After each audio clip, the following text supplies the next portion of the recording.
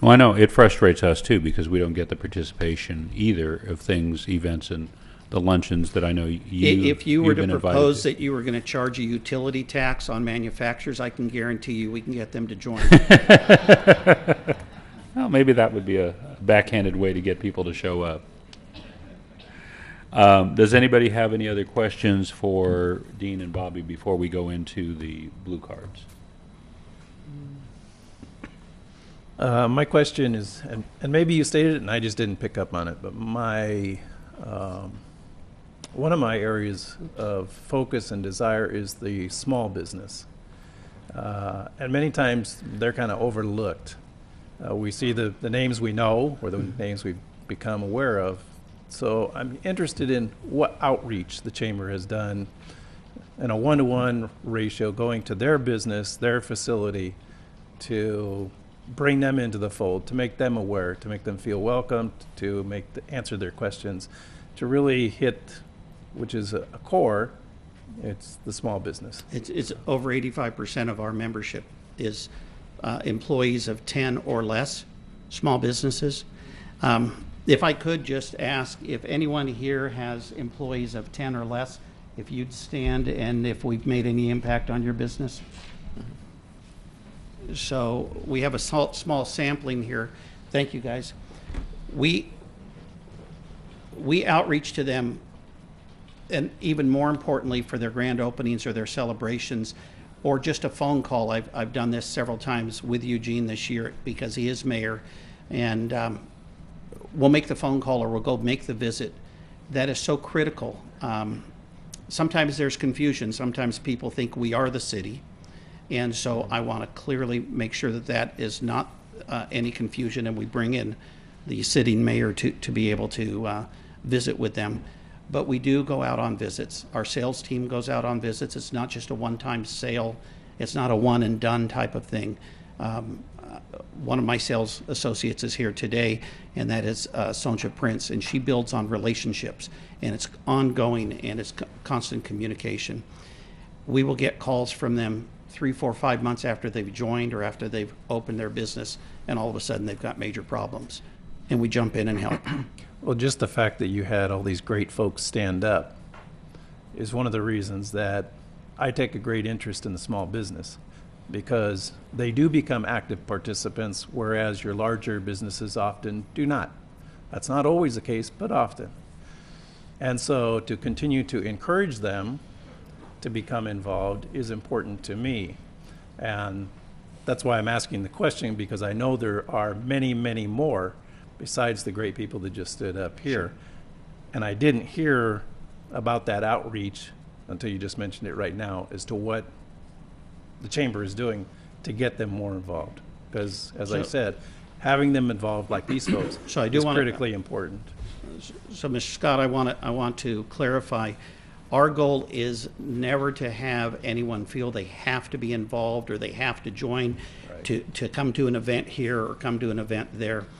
We want them to understand that what we're doing through our legislative outreach, our investigating of what's going on all the propositions and the bills, that we can disseminate that to our membership and let them know some decisions that they should look at. The seminars that we put on, we try diligently to put on as many things as possible at a reduced price or free for our members.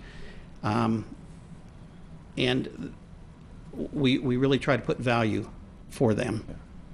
And again, I'm not just talking about the members. Okay. And I heard the word free in there, but I'm talking about people who aren't yet members or who just need to know the Chamber is there. And that is our third Friday, our Lunch and Learn, free. Terrific. And there is lots of times non-members that show up, a handful of them. Thank you for the information. Thank you so much for the question. Dick? To be crystal clear, I was a member of the Chamber from 1973 until I closed my office recently, and a supporter of the Chamber of Commerce. And I have to really congratulate you on this outstanding presentation that you just made. It appears to me that this is a recap of what you've done. Is that correct? That is correct. Fairly easy. So there's no doubt about it that, in my humble opinion, earned your $55,000. It's wonderful. I think it's great. I want to make something very, very clear to everybody that we are the representatives of the city of Corona, of the citizens of Corona, and what we have to do is we have to make decisions for the best for the citizens of Corona, okay? So this is not a friendship thing, this is not a relationship thing or anything else. We just have to make the best decisions. And I think we're going to do that. You do an outstanding job for your members and businesses here in Corona. One of the challenges we have as a city is to bring more businesses in. And I think we should have this at maybe not this very second, but we should talk about recruiting and retaining businesses in Corona and the relationship with the city.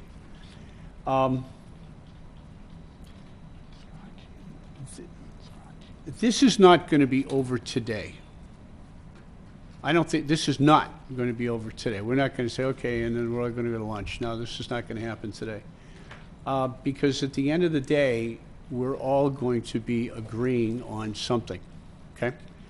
But I need you to have in the back of your mind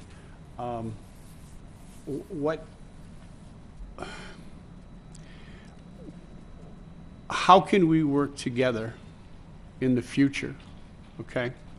Work with Daniel and his group of people up in economic development to make the city even better. You do a super job. I mean, a super job with the business we have here now. That's not up for discussion. We've got a ton of letters saying that, oh, the chamber did this for me. I know that. Chamber did an awful lot for me. Awful lot for me.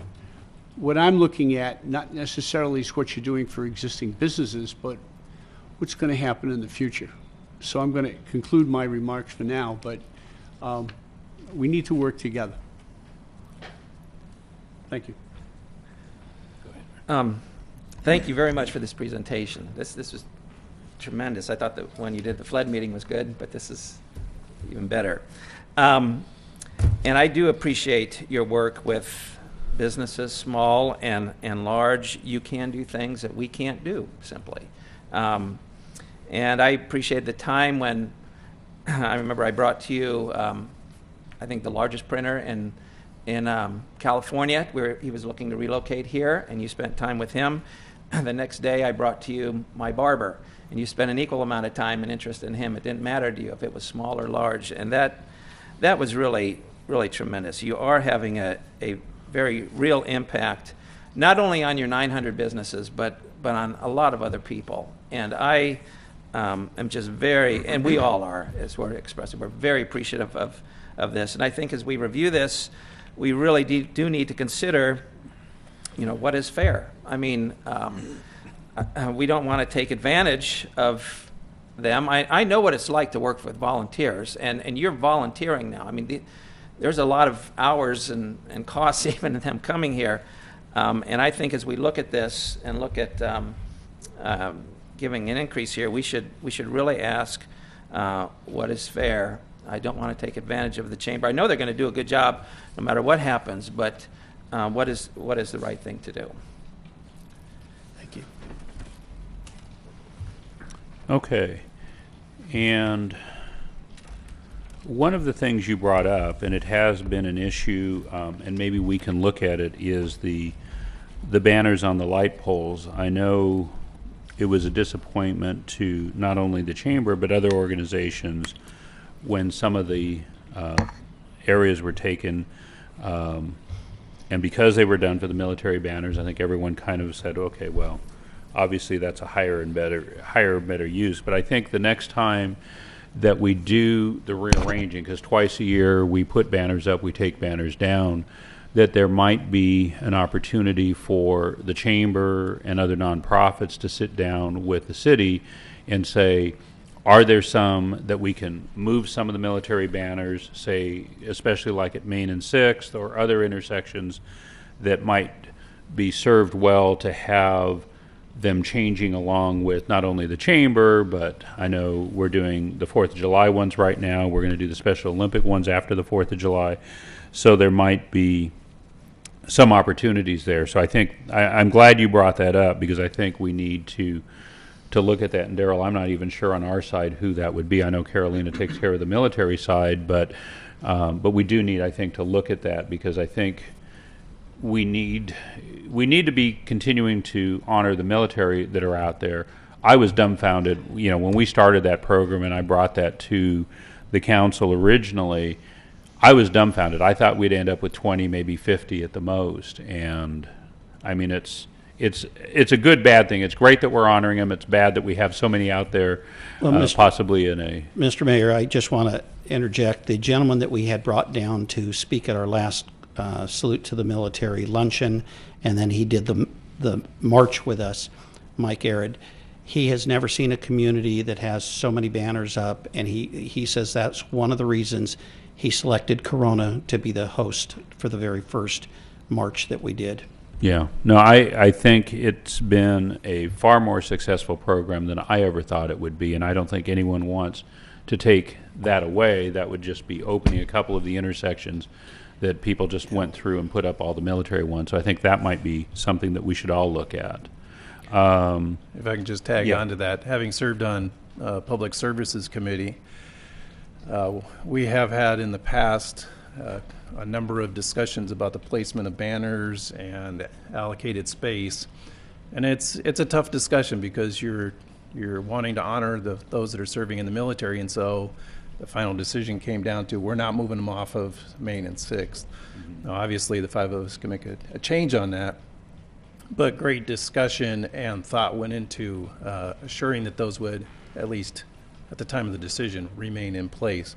Then looking at other locations, it does become quite tough to fit in some of the nonprofit material on banners. And I know you're talking about the posts and the clamps and all that, and we got to a point where those are starting to deteriorate and have to be replaced, and so we've been picking up the cost on that. We can look at it in a city global aspect, but I'd be very hesitant to look at adjusting the 6th and Main Street aspect. So I just wanted to throw that out when you had it up. Thank you. And I know there was some discussion also I had with Nelson. There are other cities that have the giant poles to be able to put banners across the street. They're not as expensive as I would have thought they would have been, and there may be an opportunity to partner on that as well. So now, as far as Mr. Haley's comment about the future, have you looked at, because I know you attend, as we all do, different conferences and things like that. Have you looked at, either from the staff level or from the board level, other opportunities that other chambers are doing that we've never had the opportunity to do here because of manpower, because of funding, that you would like to do here? There's probably a good list that we could come up with. If you want me to meet with the city manager, I could do that.